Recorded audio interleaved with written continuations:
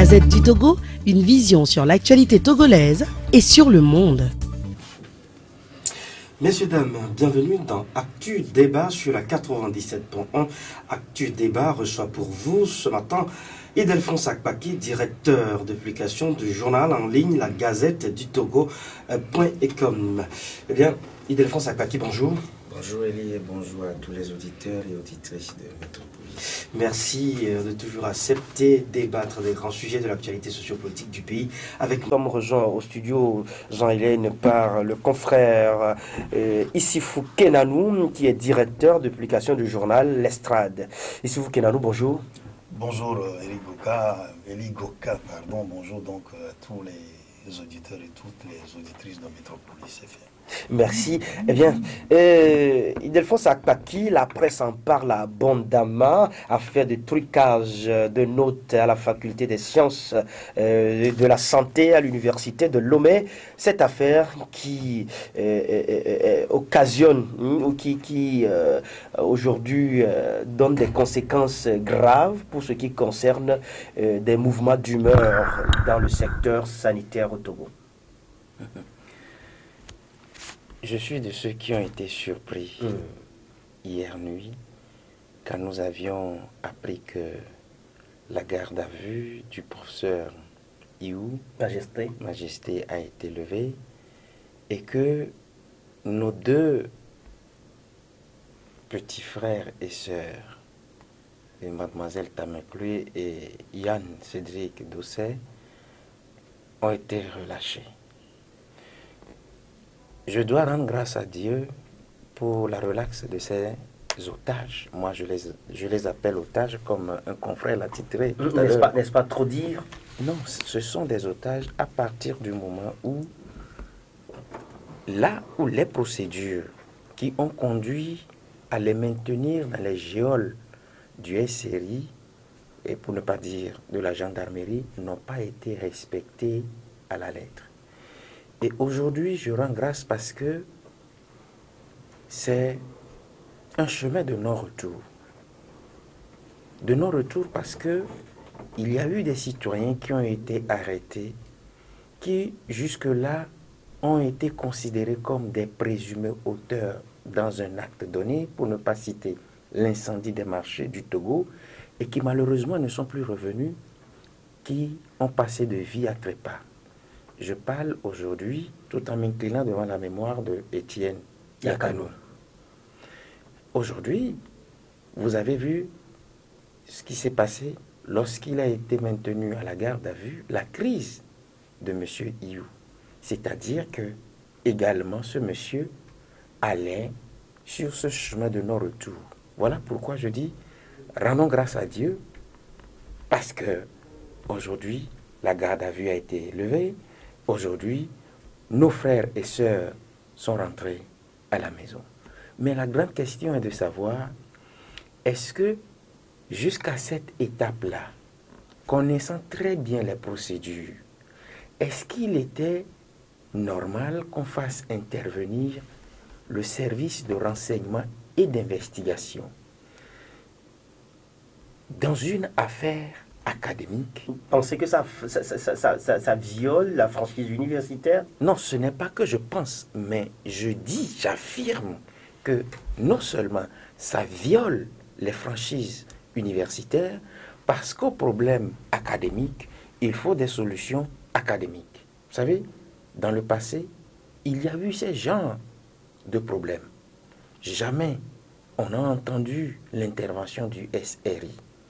Mieux, j'ai écouté un conseil, le conseil de Yann Dosset, maître Claude Amégan, qui nous expliquait que lorsqu'il était en face des agents enquêteurs, ces derniers lui ont fait remarquer que c'est à la demande même de M. Iou au président Kokoroko de faire venir le service de renseignement pour enquêter.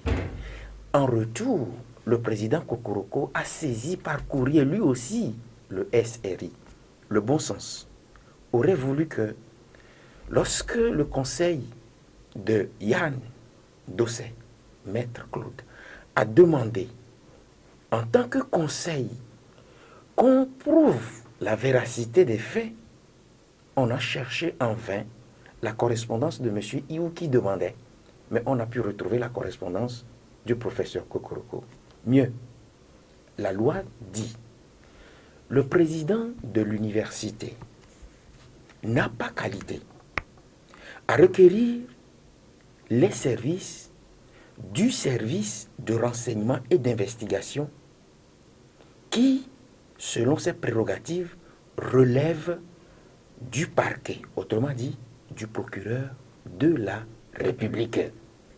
Mieux, le conseil du professeur Iou nous fait comprendre, et là je cite Maître Raphaël Kmandé Hadjare, que dès les premières heures, quand il a reçu la convocation de son client, il s'est transporté vers le procureur de la République.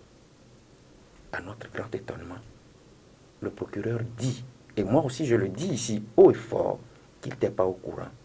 Alors, lorsque vous mettez tout cela ensemble, posez-vous la question de savoir, dans un pays que l'on clame haut et fort, état de droit, c'est-à-dire que nous avons des lois, nous avons des textes que nous devons respecter, et que les premiers dirigeants sont censés être les garants du respect de ces lois-là, je trouve un peu embêtant que ce soit ces gens-là qui sont les premiers à violer les textes. Autrement dit, quel a été le mandat reçu par ces agents enquêteurs pour non seulement garder à vue M. Iou, mais aussi garder à vue Ivan Cédric Dosset et Mademoiselle Tamakulu. Voilà pourquoi je dis, lorsque vous prenez tout cela, je le dis sans avoir crainte, peut-être que le SRI me fera aussi appel.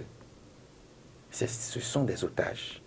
Parce que sur toute la procédure, sur tout ce que nous venons de relever aujourd'hui, il n'y a pas eu respect. J'aurais souhaité que lorsque cette affaire-là a commencé, qu'on nous dise à travers un rapport que le conseil de discipline de l'université s'est réuni et voilà ce qu'il a donné comme résultat. On a appris donc depuis hier soir que le conseil, bien sûr, de la faculté de la science, des sciences de la santé se réunira ce matin. Mais bien avant, donc, ce communiqué, cette convocation de réunion, le professeur Doji Kokoroko, président de l'université de Lomé, a donc fait sortir un communiqué qui dit ceci. L'université de Lomé a connu la semaine dernière des mouvements menés par les enseignants, chercheurs et les étudiants de la faculté des sciences de la santé, suite à la convocation suivie de garde à vue à la gendarmerie nationale du vice-doyen et de 2 étudiants de la dite faculté. La présidence de l'université de Lomé tient à rappeler à la communauté universitaire dans son ensemble ce qui suit. La FSS de l'université de Lomé a fait l'objet de dénonciations répétées de fraude au titre des évaluations de l'année universitaire 2016-2017, saisie à cet effet par un groupe d'étudiants se réclamant de la FSS. La présidence de l'université de Lomé a organisé des rencontres avec les autorités décanales de la FSS afin d'apporter des solutions idoines et pérennes. La FS a en retour émis le vœu que la lumière soit faite sur cette affaire par l'audit du système de gestion des résultats des semestres 1 et 2. Dans cette dynamique, un accord avec le décanat un accord bien sûr avec le décanat de la FSS, l'expertise de la gendarmerie nationale par ailleurs saisie de la même affaire par des plaintes ayant le même objet a été sollicité le 29 septembre 2017. Cette situation a conduit à une enquête de la gendarmerie a donc lieu à la convocation et à la garde à vue du professeur agrégé Iou Wateba Majesté et de 2 étudiants, Mademoiselle Tamekle Amoudji Léontine et Monsieur Dosset Folie Yann Cédric. Dans l'attente des résultats de l'enquête, la présidence de l'Université de Lomé espère vivement que la FSS sera lavée de tout soupçon et exempte de toute charge éventuelle. La présidence de l'Université de Lomé appelle dès lors la communauté universitaire au calme, à la retenue et à la sérénité dans le respect de la présomption d'innocence et à la recherche de la vérité. Elle la rassure que diligence est faite pour un dénouement rapide de la situation. Communiqué, je le disais tantôt, signé par le professeur Dodji Kokoroko, le président de l'université de Lomé. Eh bien, Issifou Kenanou, Ken, le président ou la présidence de l'université de Lomé a rapidement réagi. Le professeur Dodji Kokoroko est pointé du doigt dans cette affaire. On l'accuse d'avoir livré ses collègues. Dans ce communiqué, le professeur appelle, la présidence appelle, appelle la communauté universitaire à la retenue, à la sérénité, dans le respect de la présomption d'innocence et à la recherche de la vérité. L'université de Lomé est éclaboussée par cette affaire. Vous l'analysez comment? Vu tout ce qui a lieu par rapport à la garde à vue du professeur Iou. Bon, c'est vrai que on peut pousser un ouf de soulagement. Ah bon? Parce que, enfin, les gens ont été libérés. Et on va dire, Dieu soit loué, qu'on n'est pas allé à un niveau déplorable. Quoique, il y a eu une situation quand même qui s'est posée, qui nous laisse chacun, selon nos aspirations, selon peut-être, disons, nos intérêts, notre philosophie. Je dis ça comme ça parce que il y a forcément pas mal de raisons, pas mal de paramètres, pas mal de variables, d'accord, qui ont concouru à cette situation-là, que cela nous laisse quand même forcément un certain goût amer pour certains, peut-être, et de la désolation pour d'autres personnes. Ce qu'il faut dire, c'est que la tricherie dans nos écoles à l'université ne date pas d'aujourd'hui. C'est un problème qui a cours depuis des lustres. Alors, le problème, c'est que quand on laisse prospérer parfois certains vices, on en arrive à des situations parfois qui dépassent un peu notre contrôle. Quoique, aujourd'hui, on doit tendre vers, disons, une phase, une nouvelle phase, où si on a envie d'imposer une discipline aux uns et aux autres, qu'on définisse un cadre réel et qu'on essaye de limiter un peu le champ d'action des uns et des autres. Je ne reviendrai pas sur tout ce qui a été dit avant moi, mais ce que je peux dire, c'est que nous avons évoqué un problème de franchise universitaire, d'accord, qui est souvent, on va dire, violé. Souhaitons que chaque situation qui arrive dans le contexte actuel ne nous pousse pas à des situations, disons, extrêmes. C'est pour ça que je dis c'est un ouf de soulagement. On en sort. Vivement que les mouvements d'humeur qui ont cours aujourd'hui n'aient pas pour fondement que cette seule raison-là, et qu'au-delà de tout ce qui est revendiqué, que le pouvoir, on va dire, l'État qui a fait montre, je vais dire, d'une certaine volonté d'aller au calme, puisse continuer effectivement à rassurer les gens dans le sens du communiqué du professeur Kokoroko. La sérénité, la retenue, c'est recommandé. Parce que quand ça dégénère, on perd tout le contrôle et l'idéal est perdu, l'idéal est hypothéqué, l'idéal en ce moment-là n'est plus de mise. Donc soyons réalistes, on est en face d'une situation qui s'est posée. Heureusement, il y a un dénouement. Poussons encore plus loin pour aller à de la sérénité pour les prochains jours, pour le futur proche, j'allais dire. Eh bien, le professeur Kokoroko, je le rappelle, appelle donc à la sérénité. On le sait très bien, on en parlait tout à l'heure d'ailleurs. Les personnes gardées à vue ont été libérées. Peut-on dire que c'est sous pression que ces personnes ont été libérées, vu que le syndicat des hospitaliers, des praticiens hospitaliers a annoncé une grève sèche pour ce jour?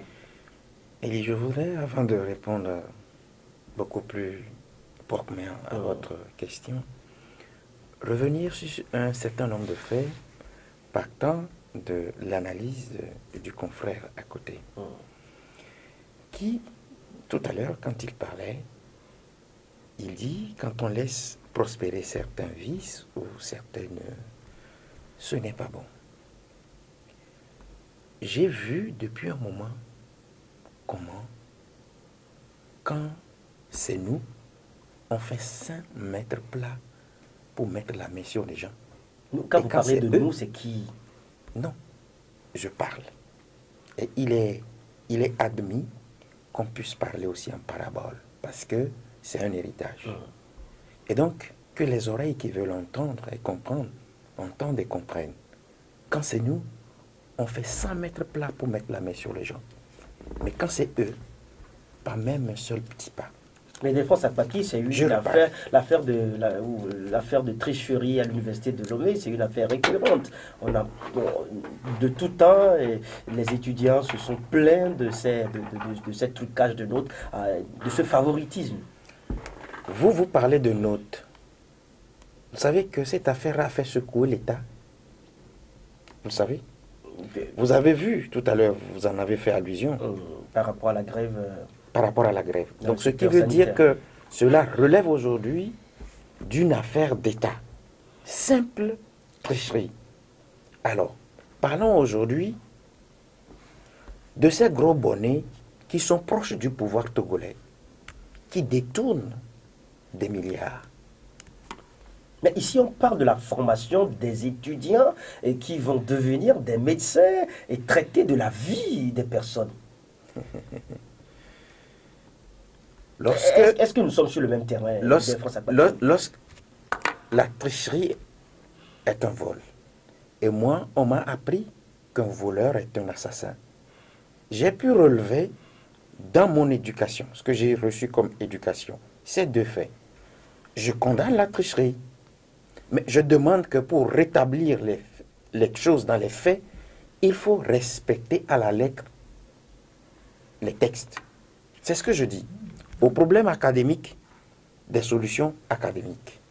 J'étais sur un plateau hier avec un confrère qui a fait feu de tout bois. Aujourd'hui, je veux bien le voir yeux dans les yeux, parce que tout ce qu'il a débité là, je lui disais que par le passé, il y a eu ces cas de vol. Je parle de tricherie.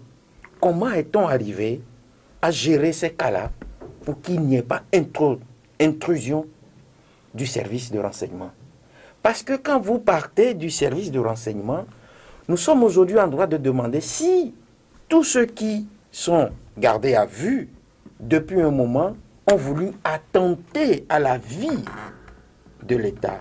Si ces personnes-là étaient en train de comploter un coup d'État contre l'État, parce que sortir un service de renseignement pour des questions de notes, alors que lorsque vous prenez les textes académiques, antérieurement, ces genres de choses ont eu lieu et ont trouvé des solutions académiques. Chers amis, dans ce pays, les gens ont détourné des milliards. Dans ce pays, pas plus tard que la dernière fois, dans une conférence de presse, on a demandé de faire des comptes sur la CAN 2017. Des centaines de millions se sont volatilisés. Cannes 2016 et 2015, 2017. Et j'en passe. Qu'est-ce qu'on a fait de ces personnes-là? On a détourné des fonds faramineux dans des sociétés d'État. Faire le fonds routier.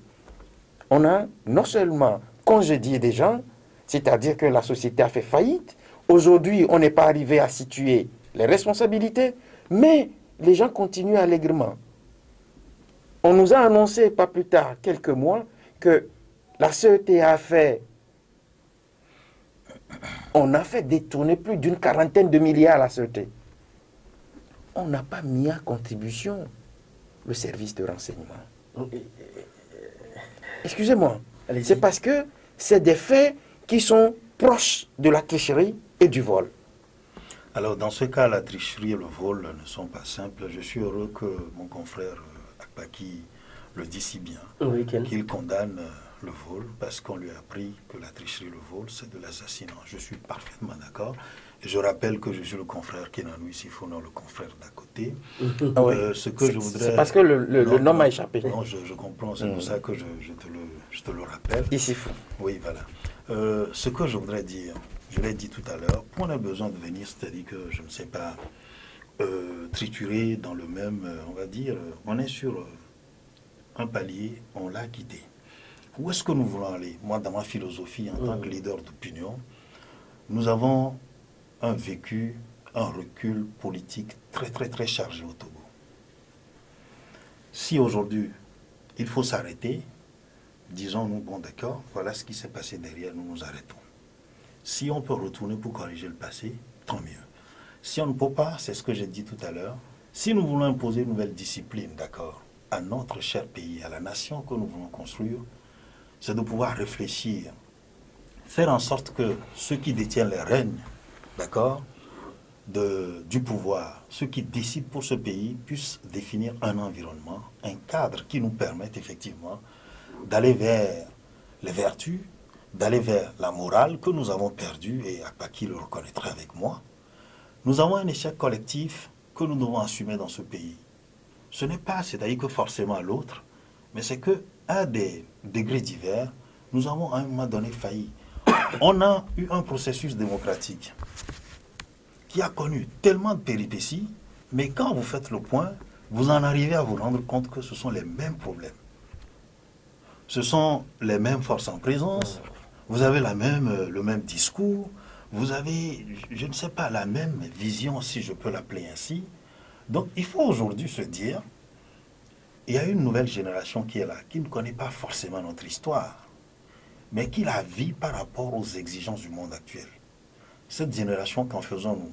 Je vous donne un petit exemple. J'ai été confronté à une situation la dernière fois où on a amené des élèves d'une école d'hôtellerie et de cuisine pour un stage. En deuxième année, je crois, troisième année, si je ne m'abuse, il était question de couper les tomates en rondelles. Comme ça se fait titi, je ne suis pas du domaine. Alors, celui qui était en train de, disons, de former les élèves, il était sorti furieux. J'avoue que c'est quelqu'un qui n'est pas de notre milieu, c'est un expat. Furieux. Je demande à comprendre ce que c'est. Vous voyez, votre plan ne peut pas arriver tout simplement parce que, voilà, les gens envoient 600 000 dans les écoles, on forme les gens et en deuxième, troisième année, on ne peut pas couper les tomates. Alors, qu'est-ce que je voudrais dire? On a un problème d'éducation.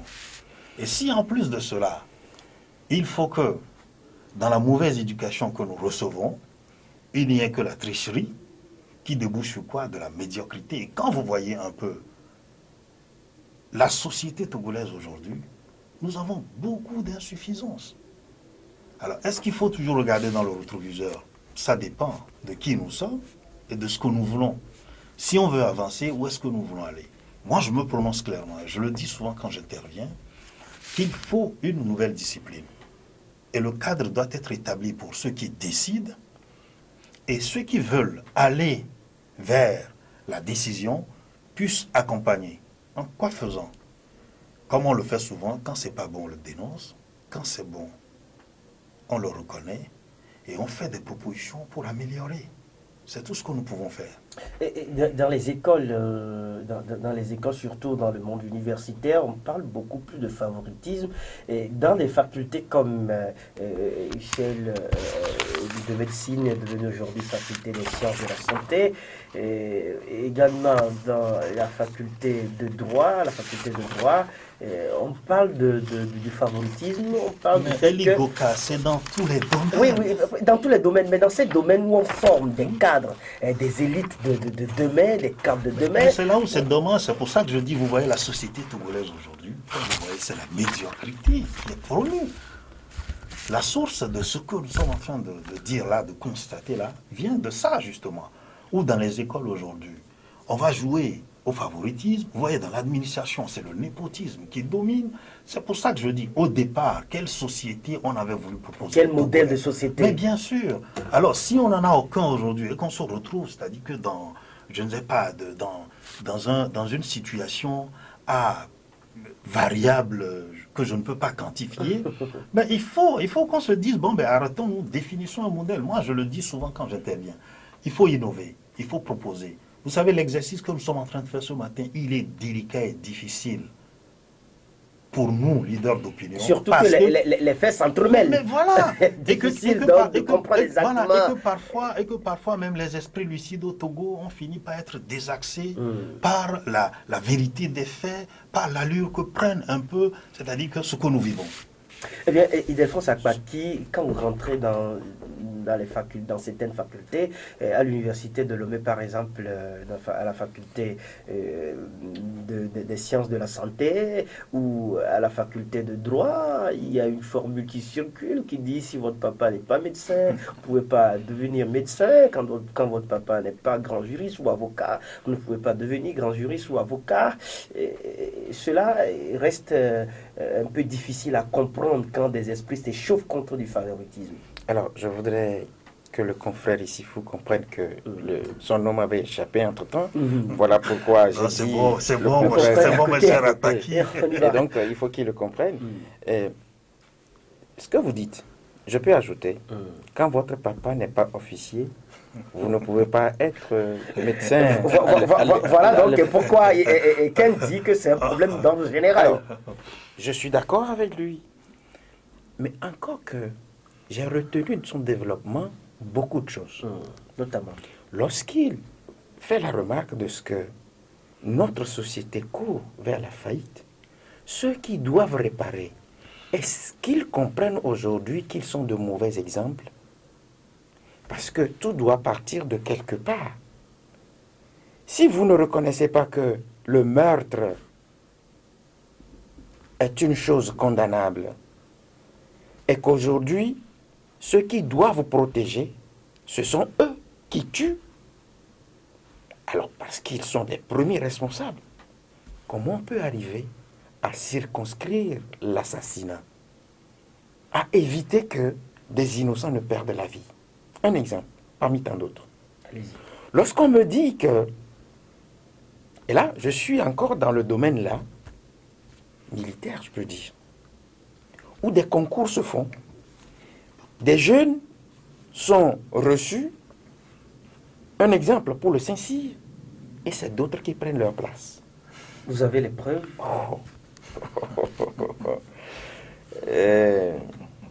C'est vrai, je reconnais également que notre société court vers la faillite. Je reconnais que le confrère ici a dit tout à l'heure que tellement la société est devenue ou regorge d'insuffisance, à qui la faute? À qui la faute? Il parlait, lui, d'une responsabilité collective. Voilà, vous allez nous dire à nous tous, mais à qui premièrement la faute? Lorsque vous êtes journaliste, vous devez avoir un modèle. Bien sûr. Vous devez avoir un modèle. Si vous n'avez pas un modèle, vous allez peut-être vous perdre. Il faut toujours un modèle. Encore que ceux qui doivent être nos modèles, sont-ils des modèles dans le sens positif ou dans le sens négatif? À juste titre, je relève que lorsque la tête de quelqu'un, et là, j'endosse l'entière responsabilité, ne plaît pas, ou lorsque, dans le pays, vous devenez de plus en plus dérangeant, on fabrique quelque chose là, et on vous colle. aujourd'hui, nous parlons juste de l'hôte. Je voudrais que vous compreniez avec moi. Je ne fais pas un retour. On parle de l'hôte. Et le bon sens voudrait que là où la faute a été commise, il faut partir de là. C'est Métropolis. En vous engageant ici, votre directeur général vous aurait dit, voilà les préceptes qu'il faut respecter. Lorsque vous n'aurez pas respecté, voilà la sanction. Donc, la maison a sa règle. Lorsque vous fautez, on vous impute d'abord la sanction de la maison. Mais lorsque la faute est grave et qui dépasse votre patron, on fait recours à qui de droit. Je voudrais parler tout juste des procédures à respecter, des lois et des textes à respecter par ceux-là même qui sont les premiers décideurs, qui normalement doivent être des modèles, de beaux exemples, mais qui ne le sont pas. Aujourd'hui, moi, je trouve mal qu'un avocat puisse se présenter devant des agents enquêteurs, d'abord qui ont fauté parce qu'ils n'étaient pas munis d'un mandat. Voilà pourquoi je prends en compte ce que Maître Pandé Adjaré a dit. Lorsque j'ai fait la convocation de mon client, je me suis dirigé vers la personne qu'il faut.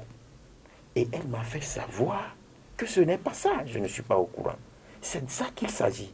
Pour qu'on essaie de construire une société digne de ce nom, il faut que les premiers décideurs soient de beaux exemples. À partir du moment où ils ne sont pas de beaux exemples, je suis désolé. Dans ce pays, je le dis, lorsque vous devenez de plus en plus dérangeant, on forge quelque chose qu'on vous colle. Les exemples sont là. Oui, j'en ai juste pas. Oui, Delphonse Akpaki, cela m'amène à vous poser la question de savoir si vous pensez que sur les réseaux sociaux, ce qui est dit, c'est-à-dire que c'est le professeur Dosset David qui est visé à travers cette interpellation, parce qu'aujourd'hui il est à la tête, ou il est l'un des grands responsables du Front citoyen Togo Debout. Pensez-vous que cette affaire a été déplacée sur un terrain politique? Je vais d'abord faire une petite remarque. Personnellement, j'ai horreur de tout ce qui passe comme information sur les réseaux publics et les réseaux sociaux, parce que c'est un lieu qui regorge de tout. Moi, je suis journaliste et investigateur. J'étais sur votre plateau un jour par rapport à un accident d'un véhicule qui transportait les militants du PNP. Et le ministre des Transports a fait rendu public un communiqué que vous avez lu ici, faisant état de ce que dans ces manœuvres, le véhicule a fait des trucs, les gens sont tombés et sont morts. Vous savez, le ministre prend pour argent comptant tout ce qui a été dit sur les réseaux sociaux, oubliant qu'il avait dit qu'ils avaient mené des investigations au CHU. Ils ont remarqué qu'il y a eu des blessés, il y a eu... Et après, c'est se fondant également sur les réseaux sociaux qu'il dit qu'il y a eu un décès. Mais ils ne savent pas qu'effectivement qu'il y a eu un décès. Mais le ministre présente ses condoléances. C'est de l'incongruité. Voilà pourquoi je vous dis, je ne prends pas pour argent comptant tout ce qui est dit sur les réseaux sociaux. Mieux, je réponds à votre question maintenant. Allez-y.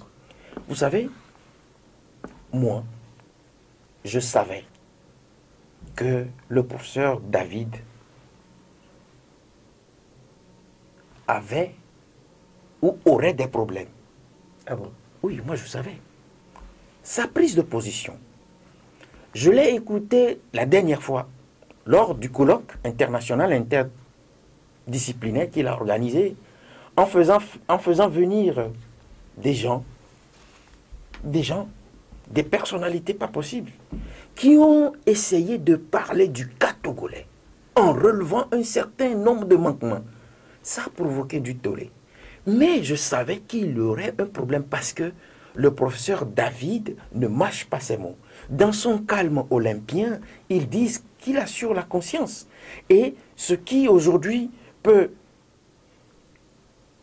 lui valoir toutes les tribulations de son fils, c'est sa prise de position vis-à-vis du mandat présidentiel togolais, où il dit « Moi, je ne suis pas d'accord pour un 4e mandat du chef de l'État actuel. » N'est-ce pas vouloir trop politiser le problème en amenant l'analyse sur ce terrain, puisque ici, nous parlons d'une affaire de justice. Je ne parle pas des informations sur les réseaux sociaux. Bien sûr. Je parle de mes analyses. Je parle de ce que mes 2 petites oreilles là ont écouté et ce que mes 2 yeux voient. J'analyse et je parle. Alors, ce que je... Oui, excusez-moi, oui, j'ai voulu lui dire entre-temps qu'il m'avait arraché la parole. Je voudrais que celui qui a la police nous donne la parole. Alors, je conclue en disant que je ne voudrais pas que ça soit ainsi. Moi, je ne le dis pas sous un angle purement politique, mais je dis que lorsque vous devenez dérangeant dans ce pays, on vous colle quelque chose. Ce qui lui est arrivé, c'est de l'affaiblir moralement en prenant et en mettant en garde à vue son enfant pour lui dire « Nous avons le pouvoir même de t'arrêter. » Eh bien, ici Fouquet Ken, peut-être c'est vite aller en besogne. Mais dites-moi, Ken, est-ce qu'aujourd'hui on peut dire que le professeur Dossé David serait victime de cette prise de position politique? Bon, vous savez, en politique, tout est possible, c'est ce que je vais dire. Je parle donc de cette acception que quand on titille ce qu'on appelle le pouvoir, on a vu même en France qui est arrivé à des candidats à la présidentielle. On a sorti des histoires, des casseroles qui traînaient quelque part, encore que si c'est des casseroles avérées, nous avons hérité d'un système qui n'est pas disons, de nos chromosomes, pour parler de ce que nous sommes culturellement et traditionnellement. Celui qui nous a appris à faire de la politique nous l'a ainsi apprise, et on peut soupçonner, on peut imaginer, on peut déduire à la lumière des faits qui est cette vérité. Vous savez, nous parlons de 2 professeurs que moi je connais particulièrement bien, pour avoir donc opéré dans le domaine de la santé pendant longtemps, quand j'animais l'émission « Dites-nous docteur » sur LCF. Je connais ces 2 personnages, et comme l'a relevé le confrère tout à l'heure, c'est vrai que c'est des gens qui se sont toujours, quand vous les écoutez dans leur discours, disons, se sont prononcés pour la vérité, la justice et une certaine équité, ce qui est normal dans une société où en réalité, quand on veut aller vers les vertus, on a besoin de ces profils aussi. Mais le pouvoir, ça reste le pouvoir. C'est une réalité que nous ignorons le plus souvent. Il ne faut pas avoir peur des mots, mais sachons les utiliser, c'est tout. Vous savez, il y a ceux qui cherchent à conquérir le pouvoir, et il y a ceux qui cherchent à le conserver. Et donc, on va opérer de tous les moyens pour atteindre son but. Voilà la difficulté de l'exercice même de la politique. Ça, c'est un fait. En revenant au développement donc, de mon confrère Akbaki tout à l'heure, j'ai retenu beaucoup de choses. Il a parlé de l'absence de modèle. Ou alors, au pire des cas, nous avons des modèles non idéaux, je veux dire. C'est des modèles, en fait, qui n'inspirent pas forcément les vertus, je suis d'accord. Il a parlé de respect des lois. Mais nous sommes face à une situation où, en réalité, nous disons, nous constatons, et je le dis, selon chacun, sa vision, son aspiration, que les modèles que nous avons ont failli, entre guillemets, ou faillissent, entre guillemets. Mais si tant est que nous sommes face à une situation d'échec, que faut-il faire? Moi, c'est la question qui me préoccupe. Allons-nous juste faire le constat et nous arrêter? Écoutez, écoutez, c'est ceux qui doivent décider ou bien créer les conditions, d'accord, d'un modèle de société qui rayonne et résonne au son des vertus, d'accord, qu'ils ne le font pas, et que de l'autre côté, nous devons nous laisser aller. Toute la question est là. C'est pour ça que j'ai dit, l'exercice devient de plus en plus difficile quand on est dans une situation comme ça où en réalité les positions, sinon les traditions, c'est-à-dire que deviennent difficiles deviennent tangibles, deviennent inamovibles. Le leader d'opinion que nous sommes, que je suis, l'exercice devient de plus en plus difficile. C'est pour ça que je disais tout à l'heure, heureux nous sommes ce matin de constater qu'il y a eu un dénouement à cette crise, parce que c'est un problème, comme il l'a dit, c'est vrai, c'est allé à un niveau très élevé. On a débordé du cadre universitaire pour arriver au service de renseignement. Ce qui s'est passé, nous n'avons pas encore la vérité des faits. Quand les éléments vont s'éclaircir davantage, nous saurons peut-être nous faire une meilleure idée de la situation qui a prévalu ces derniers jours. Nous avons parlé aussi, j'ai écouté, nous le disons souvent, ce qui se passe sur les réseaux sociaux. C'est sur les réseaux sociaux que vous aurez vu ce que les Togolais sont devenus ou sont restés. Parce qu'à un moment donné, on a cru que nos clivages sur le plan socio-ethnique et culturel, on les a dépassés parce que la nouvelle génération, mais je suis désolé. Moi, quand j'ai vu au début donc de la crise sociopolitique, partie du 19, ce qu'il y a eu, même avant, sur les réseaux sociaux, mais j'ai eu peur pour mon pays. Heureusement, on n'est pas allé à une situation extrême. Rappelez-vous un Ivoirien qui avait posté un audio appelant les Togolais à tirer tant qu'ils ne vont pas tirer. Mais c'était ahurissant. C'est un autre Ivoirien, un ami à moi, qui est réfugié au Togo. Que je vois beaucoup qui me dit, mais Ken, tu sais, vous vous amusez. Quand ça arrivait en Côte d'Ivoire et qu'on avait commencé, mais nous étions les jeunes les plus agités à l'époque. Oui, oui, oui, il faut qu'on tire. Et on avait des amis libériens qui étaient réfugiés chez nous, qui nous disaient, mes amis, nous ne vous le conseillons pas. N'y allez pas parce que ce que vous dites là, vous ne savez pas ce que c'est. Parce que quand on en vient à ça, c'est d'autres forces qui interviennent. Exactement. C'est d'autres forces qui interviennent, que nous soupçonnons, mais que nous ne maîtrisons pas. Et on vous amène à des niveaux que vous ne pouvez pas imaginer. Les Libériens ont dit ne faites pas. Il me dit quand c'est arrivé, il a compris ce que c'était que d'en arriver à ces extrêmes. C'est ce que nous ne souhaitons pas pour notre pays, ça n'arrange personne. Et quand je dis qu'il y a des forces que nous soupçonnons, que nous ne connaissons pas, mais ces forces, je veux dire, se foutent d'1 million de morts. Parce que nous parlons de gros intérêts. Et quand on parle du pouvoir, j'ai l'habitude de le dire comme ça, avec des gens avec qui je cause, le pouvoir, c'est ce qu'il y a au-dessus du pouvoir, c'est ce qu'il y a en dessous du pouvoir, c'est ce qu'il y a à droite, à gauche, derrière et devant. Ce n'est pas facile. Un pouvoir, il y a toujours, en Afrique, du moins, une épée de Damoclès. D'où nous sommes partis, c'est ce que moi je dis, c'est mon analyse. Est-ce qu'il fallait peut-être copier un modèle, le plaquer sur le nôtre avec les diversités culturelles, sociales que nous avions?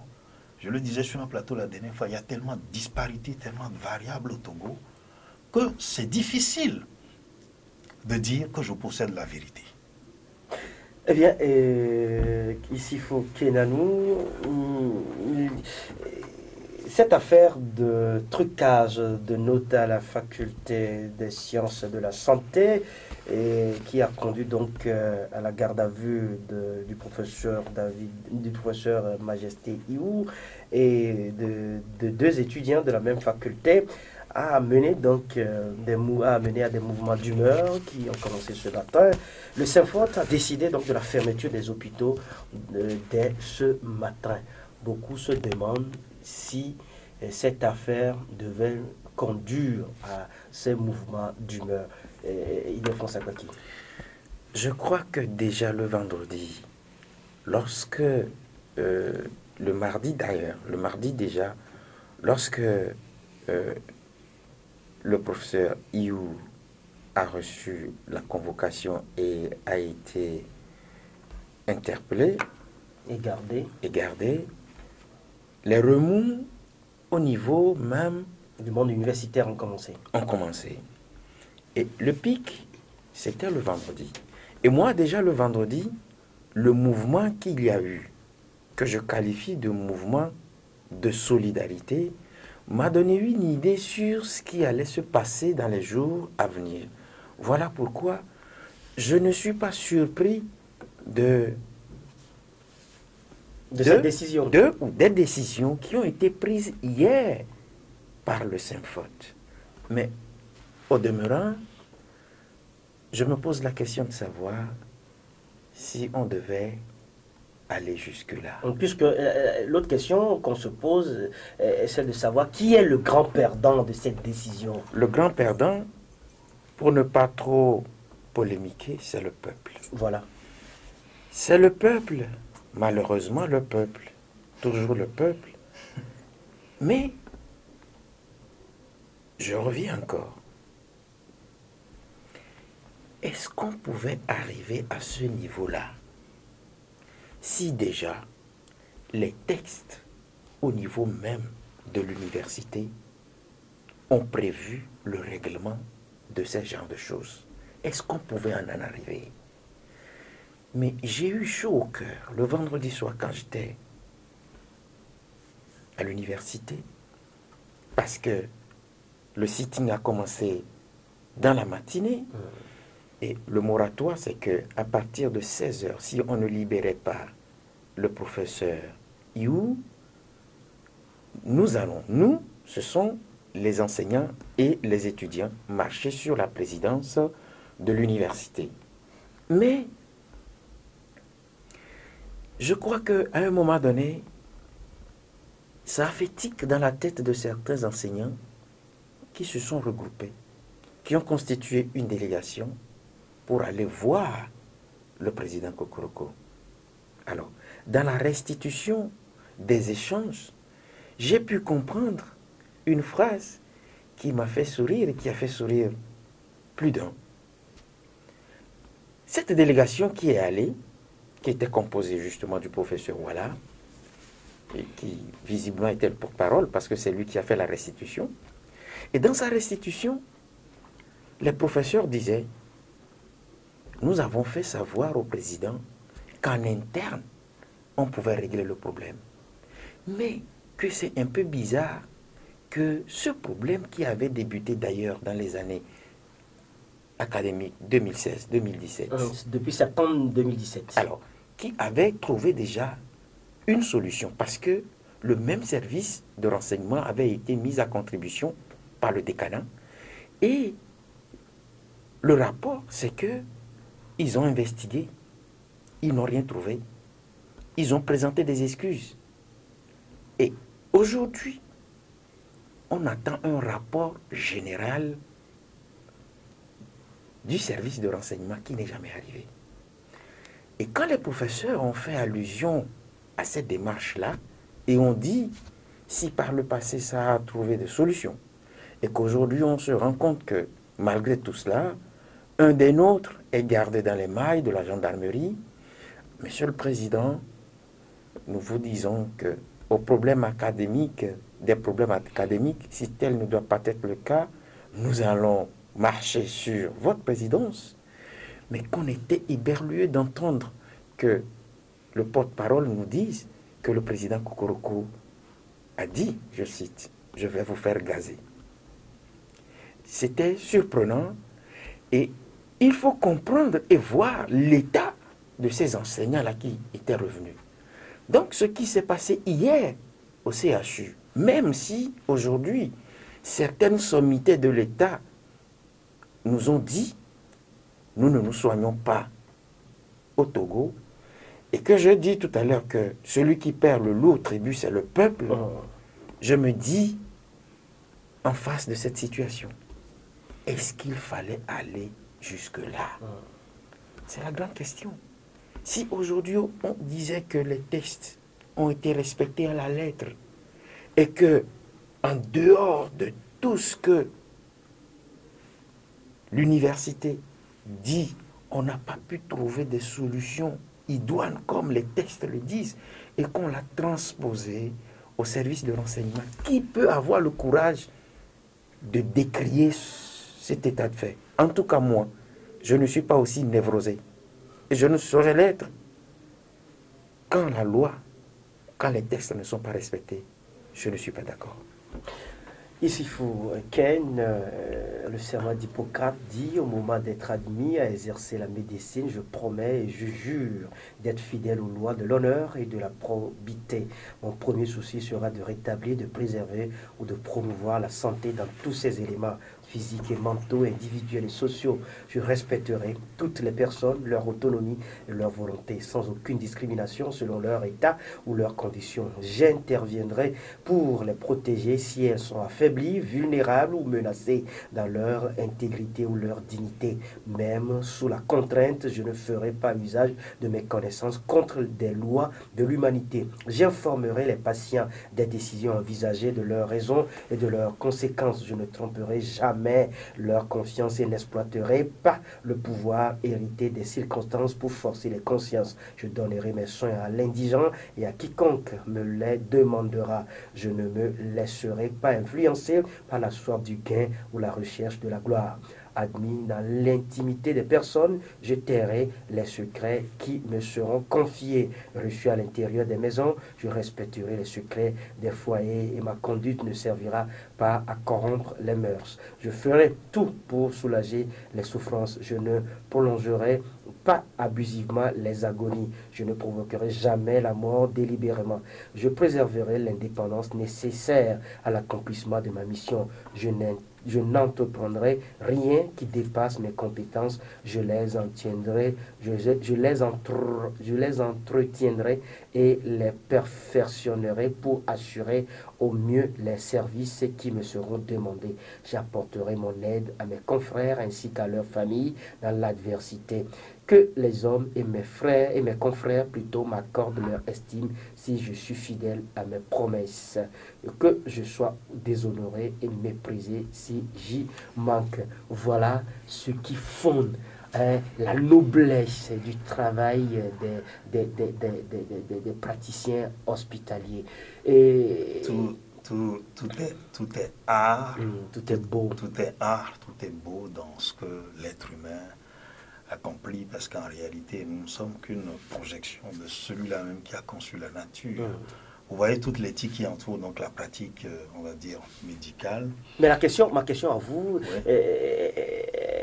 c'est de montrer que les grandes contraintes auxquelles fait face aujourd'hui, c'est les hommes qui travaillent dans ce secteur. Mais j'allais en venir. J'allais en venir dans mon... Est-ce que ces contraintes pourraient, vu les difficultés éprouvées tous les jours, dénoncées par ici et par là, est-ce qu'ils pourraient arriver à exercer ou à respecter ce serment? Non, mais c'est ce que j'allais dire tout à l'heure, tout est déjà compromis d'avance. On connaît le problème du système de santé togolais.